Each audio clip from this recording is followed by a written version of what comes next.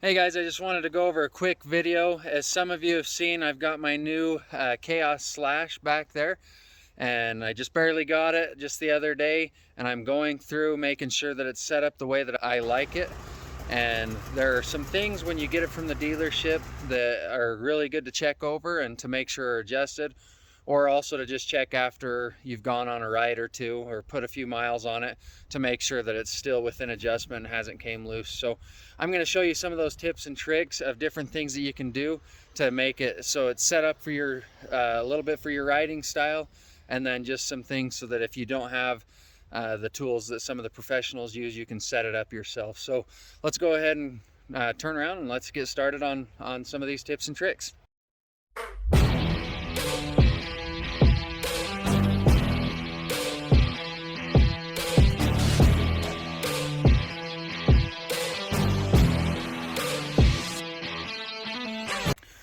All right, so here it is. There are a few things that I'm gonna go over that are just kind of common sense things. Some of those things are gonna be like fuel, obviously. I picked mine up from the dealer. They didn't put hardly any fuel in it. And so it ran out of gas as soon as I got it into my garage. So that's kind of a given one. Oil is another given one. They usually don't give you a whole lot of oil. As you can see, mine's basically at that line right there. So I really don't have much oil in there at all. So make sure that you're putting that in there before you rip it around in the field very much. That type of thing.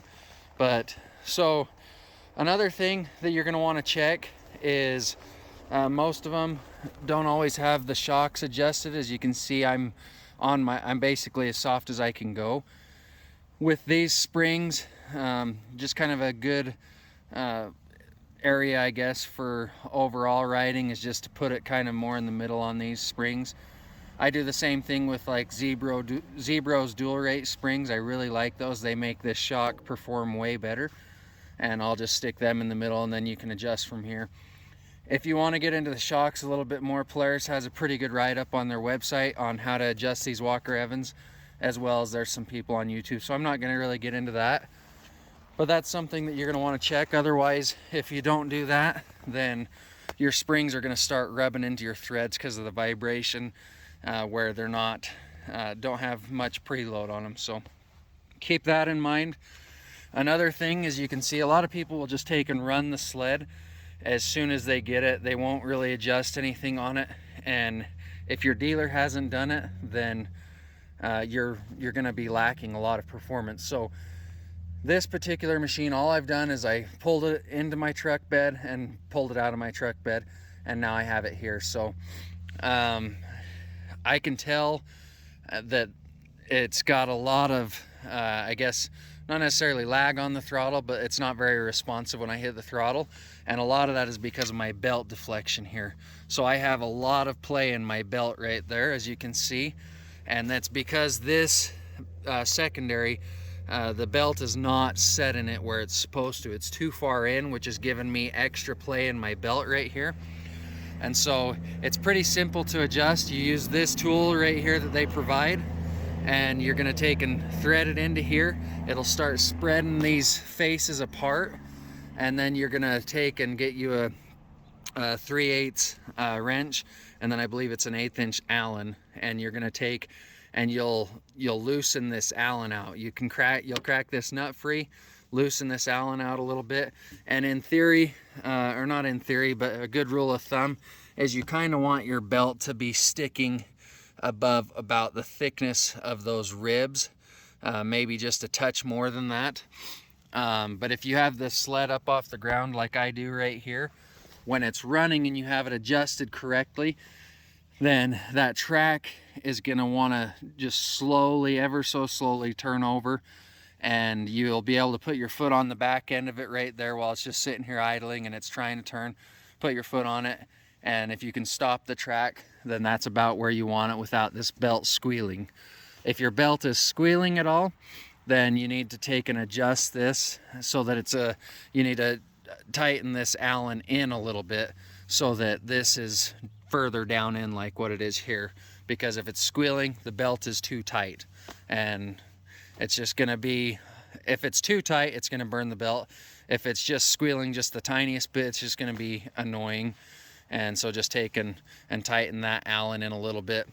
And what you can do is, once you have it adjusted where you want it to be, then you take this out, start it up, don't leave this in. If you leave that in, it's gonna flip and it's gonna catch your plastics, and you're not gonna be very happy, especially on a brand new sled. So definitely make sure that you pull that out, start it up each time, get it turned over a little bit so that this belt will seat where it's supposed to inside the secondary shivs here, and then just see where you're at from there, and that'll give you an idea. If it's too loose, I mean, it's going to sit too far down in right here, and it's also not going to be very responsive on the throttle because it's trying to take up all that extra slack in the belt. So that's a huge one that a lot of people don't realize, is adjusting your belt deflection.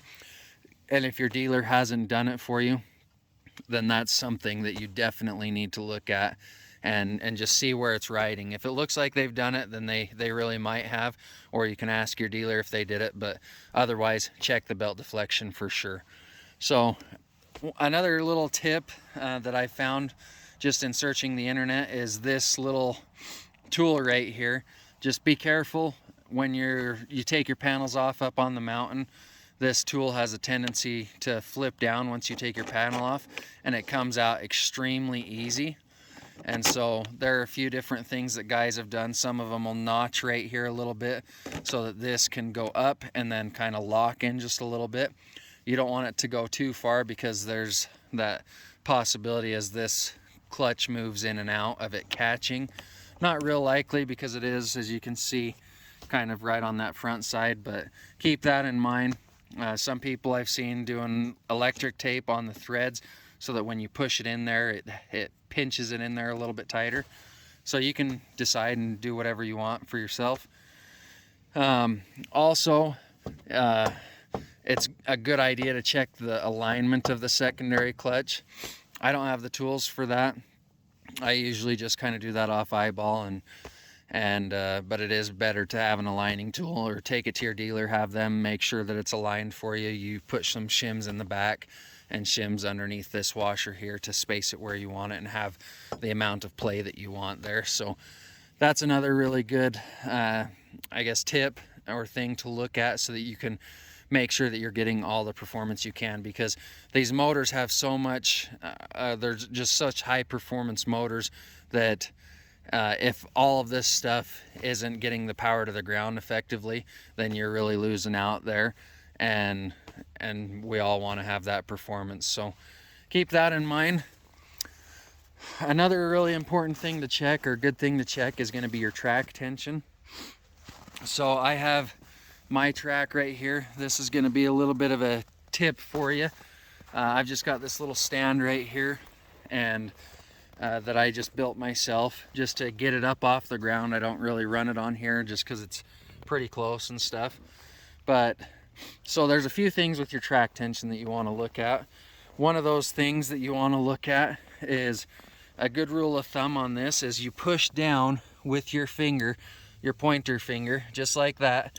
Push down as hard as you kind of can until it starts to be pretty uncomfortable for you. And then if it's tensioned properly, you're going to stick in the center of the rails here. You're going to be able to stick 2 fingers right here, and it's going to kind of pinch it a little bit tight. So not uncomfortably tight and not too loose. You want to have pressure on those 2 fingers.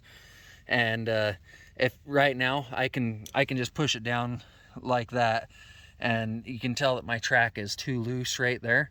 And that's going to be a good little thing for you to check. A good way for you to check if you don't have like a fish scale or something like the pros usually use. And so that's going to tension. That's how we've been tensioning tracks for years and years. And so just a really good rule of thumb, push down, like I said, with your finger like that till it's uncomfortable. You can see I can probably fit 3 fingers in here. Yeah, it's kind of hard to show one-handed, but I can fit 3 fingers in there, and it's still not quite as tight as what I would like it to be. If you have the new Extroverts, which this one doesn't because it's a 3-inch track, if you have the 275 with the Extroverts, you can run it probably a little bit looser like this and be fine.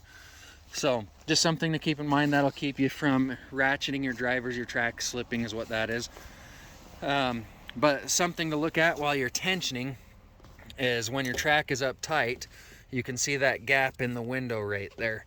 So you want to look at that from this side, go around to the other side, and the same spot, and you can see this side I don't have as much of a gap. So my track needs to move closer towards me on this side. The way that you're going to move the track back and forth from side to side to make sure you have an even gap right here, because if it's not even, then you're going to start wearing on the inside of your tunnel. Right now it's not. You can see that there's a little bit of a gap here, but the track is pushed over the other way more, so it's closer to that side. We don't want that. The way you're going to do that is with your tensioner bolts after you've adjusted them to the same. If it still needs to go one way or the other, like in my case, it needs to come towards me, and so I'm going to tighten in the bolt on the other side, or I'm going to loosen this bolt on this side. That's going to pull the track towards me. So to move it away from you, you tighten the opposite. To move it to this one side, you tighten the opposite side, and it's going to push it that way. So keep that in mind. That's what you want to do there. It's a good idea to just go through, check all the bolts on your suspension. Polaris has been pretty backed up, pretty busy, and so it's just a good idea to just check over all the bolts that you can see. Your suspension bolts here for bolting your suspension in, as well as all the bolts on the suspension. Make sure that it's been greased good. This one has been greased. You can see grease coming out the sides. That's what you want. You want just a little bit there. And then there are a few things, a few bolts on the bumper. Not a bad idea to check that. One thing that I've found just in running this is this strip right here has my wire underneath it for my tail light at the back, and as it's running, this strip vibrates a little bit. And so what I think I might try to do is take and either stick a little bit of something up in there to space it out. I don't know, a piece of fuel hose or something just really thin, or take some silicone and stick in there, just something to dampen the vibration, just because it annoys me. So you might want to do that on yours as well.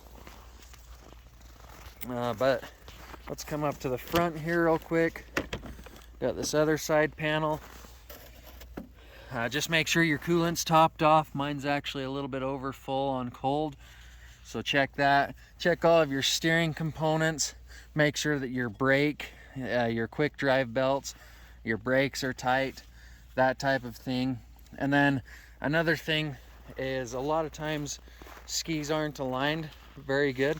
In this case, these skis are actually pretty good. I'm going to double check it, and the best way to be able to double check that is going to be to go from, I usually go from like right here because it's easy to see on either side, measure there, and then pick a spot on the back that's also the same. I usually go right one of the nubs before it curves and go over to the nub over there, and that's going to let you know if it's spaced evenly. And so what you want is, you want it to be within about 1/8 of an inch either way. So just make sure that that's pretty close. You can also, if you're trying to align your steering with your skis so that it's all straight, you can take and lay a board along the edge of the track when it's on the ground, 2x4, a longer 2x4, so it goes back a ways on the track, and then have it come up along here, measure in between on that 2x4, and put it on the other side and measure, and that will align your skis with the track with your steering or your handlebars straight. So now let's come up here to the handlebars. When I went and picked mine up, my handlebars were loose. They're actually still loose, as you can see here, and so you want to make sure that those are tight, because that'll really throw you off. And the way that you want to set these handlebars up so you don't have any kind of weird off camber steering is to just make sure that as you're looking at it, with where it's at right now is actually pretty good, but I mean right there is not a very good angle. You want your bars, as they raise up, to be straight in line with the post, as you can see right there. So that's where I am going to tighten those bars. And then you want to just make sure that as you sit on the machine, you grab the brake. You want it to be at a comfortable position. You don't want to be reaching like this with your brake. You want it to be, if you're an aggressive mountain rider, then what you want is you want to be able to stand up on it like I'm doing right now, be able to either one finger or two finger, whatever you prefer, and grab that brake and have it be a comfortable angle. I like to have mine kind of sit right there in that bend of my finger, and so really this brake is set fairly good as far as the angle downward goes, but it's not, I like to have my hand pretty centered up. I don't like to have it on my hook itself like that. Pretty centered up on my grip right there. And as you can see, if I just reach my finger out, I'm kind of catching that park brake instead of the bend. So I kind of have to reach over like that without gloves on. So what I'm going to do is I'm going to shift my brake over just a little bit until it's comfortable for me. So I'll shift it over about half an inch to an inch, and that'll set where I want it to be. You're going to want to do the same thing with your throttle over here. As you can see, mine's not fully tight. It's actually not a bad, it's not bad for what I typically like to run. I don't like to have it super solid so that then if I roll it over, I hit something. It has a little bit of give to it so that it doesn't just take and break something. But you're going to want kind of the same thing. You don't want to have the throttle angled clear high so that you're up here, and then when you sit down, your wrist is still angled up. You want it to just be comfortable. Find a good spot on your thumb.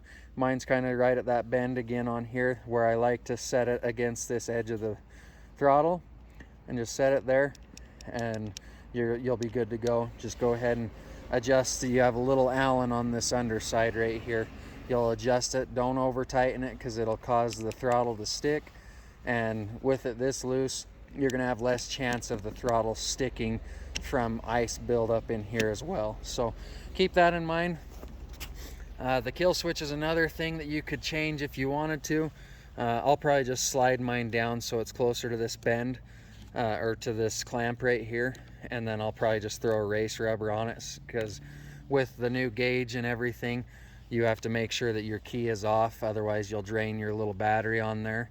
And so I'll probably just throw a race rubber on it and just use the key for turning mine on and off for the most part. So all right guys, that concludes a pretty basic overview on some of the things to check over when you first get your brand new to you sled. This can include being a brand new sled from Polaris, from a dealer, or it can be just a brand new sled to you in general. So those are some good things to check over. Make sure it's set up right for you. Make sure that you know about your sled, that you know that the track is adjusted. You know that your clutches are adjusted correctly. You know all those different things. It's comfortable when you stand on it, and you'll have a way better experience when you're out riding. Make sure your shocks are adjusted, because you'll, I can't tell you how many times guys have gone out on sleds and they bottom out their shocks because the dealer didn't adjust them where they thought they were, when they thought that the dealer had adjusted them. So it'll just save you money in the long run, and you'll get more horsepower, more performance out of your machine and to the ground, and have a much better time riding. So if you like the video, give me a thumbs up, like and subscribe to the channel, and hopefully we'll see you on the snow. Thanks guys.